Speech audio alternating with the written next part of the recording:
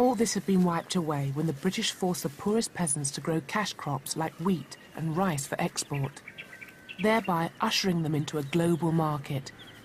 And in the 1870s, that market condemned them to death. By 1877, millions in southern and central India were starving. In desperation, parents sold their children for scraps of food. Many thousands committed suicide, and in some places, the people were forced into cannibalism. And all the while, the food that could have saved them was piled up on the docks of Madras, ready to be shipped to Britain and America. But to Lord Lytton, it was no more than an unfortunate byproduct of the iron laws of social Darwinism.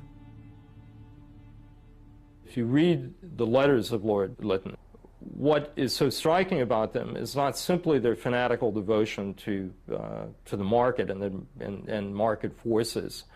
It's not simply their parsimony and desire to spend as little as possible, but the enormous calm with which they accept the fact that millions of Indians would die, because these are Indians they believe are the useless part of the population, the poorest of the poor, people condemned to death by nature.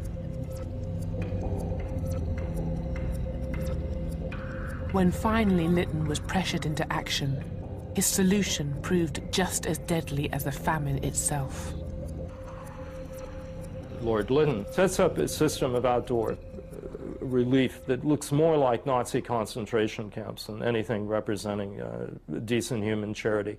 First of all, there's the obligatory test.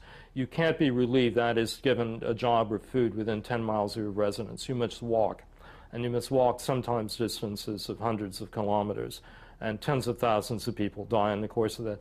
Then you're put to work doing heavy labor, very heavy labor, breaking stone, working on the railroads, and you're confined then to squalid camps where your daily diet is in caloric terms less than that provided to inmates of Buchenwald and other Nazi concentration camps.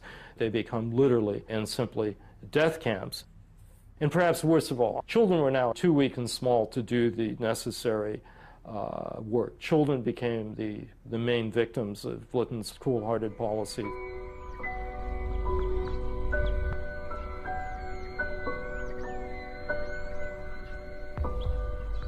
8 million Indians died in the famines of the 1870s. But they were not the only famines of the British Raj, and they were not the last. Famines returned in the 1880s and the 1890s, and in all, almost 30 million Indians starved to death under British rule. A story airbrushed out of the glorious accounts of the Raj and the men who ruled over it.